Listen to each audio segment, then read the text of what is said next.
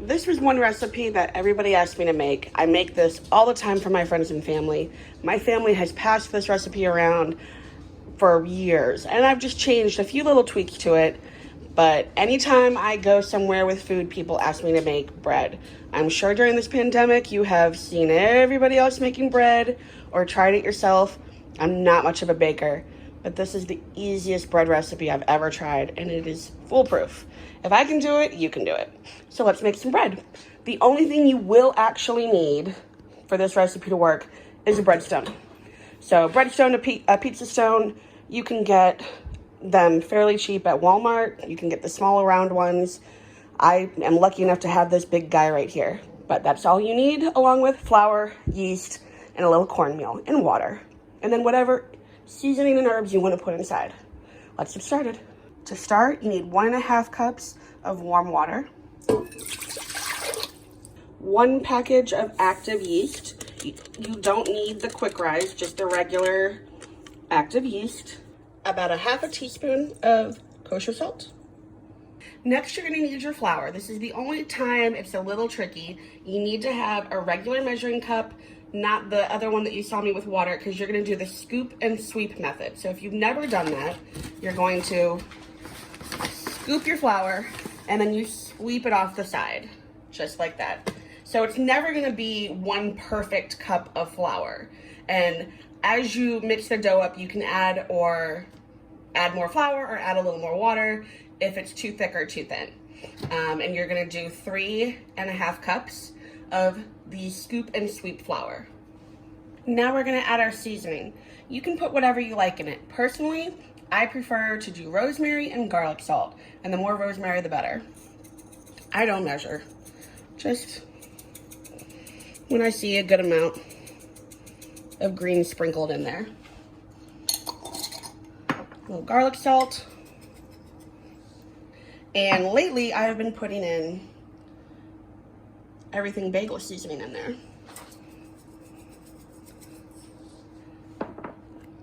As you can see, a good helping of each one. Now we're gonna mix that up in our blender, my KitchenAid. You do not need a KitchenAid to do this. I have made this recipe for years, and only recently did I get a KitchenAid. So you can do this by hand. It just takes a little bit more arm work. I'm gonna mix it up now. Once this is pretty much all mixed up in my mixer, using the hook attachment, I add just a tiny little bit of olive oil, extra virgin olive oil in there. A little bit.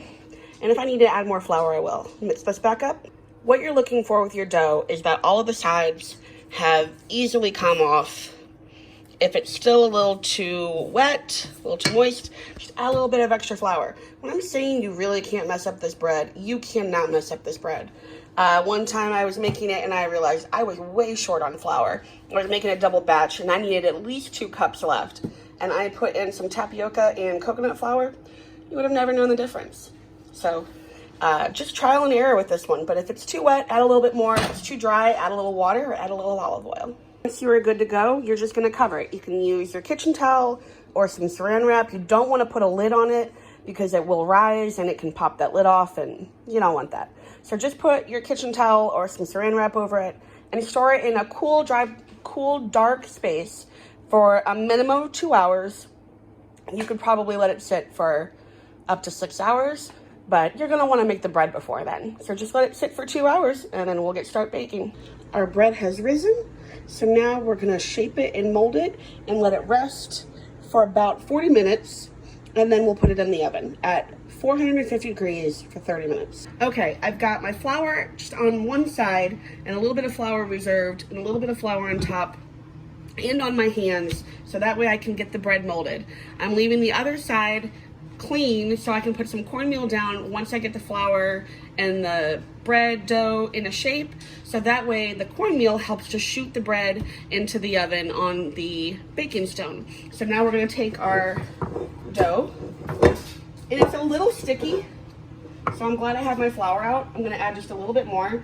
So earlier I said if it's too wet, add more flour. You can also do this now. If once it rises it's still a little too wet, you can add a little more flour here. So you're not gonna really need it. I'm just gonna kind of move it around to get all that flour absorbed. And once you see it's nice and smooth, like that, that's when you know that it's got a good amount of flour on it. So we're gonna put some cornmeal down here. I'm gonna mold it and set it on top of that so it can shoot. I've got my bread all formed. So now it's just gonna rest for about 40 to 45 minutes. And then before we put it in the oven, we're gonna put some slits on the top. That way it has room to rise up a little bit more and it gives it that pretty artisan feel. The other thing you're gonna need is just some sort of pot that has a handle that can go in the oven. If you have one that has a silicone handle, you can wrap it several times in tin foil and that should do the trick. But you always wanna check the bottom of your pot or see just to make sure. You don't wanna put it in there and have it melt. So if you have one with a metal handle, that works great. You're gonna put some water in it, about a cup, and you're gonna put it at the bottom of the oven so that way you can get that steam. I have forgotten to do this trick before in the past, and like I said, you can't ruin this. It still turned out okay. It just wasn't quite as crispy as it would have gotten if I had had that water in the oven. My bread is done resting. I scored it on the top, and now we're gonna shoot it into the oven. 30 minutes, it'll be ready. While the bread is in the oven, this is a perfect time to have a little whiskey. It is whiskey business after all. Today, we are having the Noah's Mill. It's another bourbon whiskey from the Willett Distillery. I told you, we really liked this one. This one is a little higher of a proof than the Rowan's Creek. A little bit more expensive, a lot more taste. Our bread is done.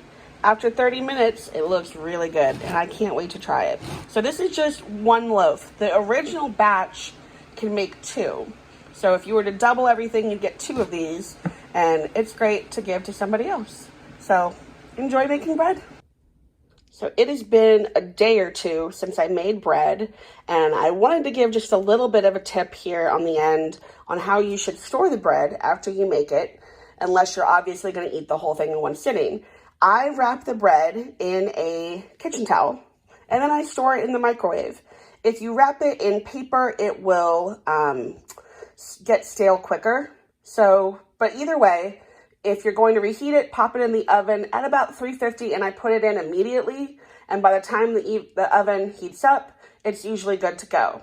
But if it's been a few days and the bread is hard, a few tricks you can do is you can run the bread under some water for just a few seconds and then pop it back in the oven, put it on again for 350, and give it about 5 to 10 minutes after it preheats, and it should be good to go. Or you can slice it, grab a paper towel, just dampen it, wrap that around it, and then pop that in the microwave for 10 seconds, and your bread is good to go. So there's a few tips. I hope you enjoyed the bread. I hope you liked the video. Make sure you like and subscribe and click the little bell so you'll receive notification next time I post. Bye, everybody.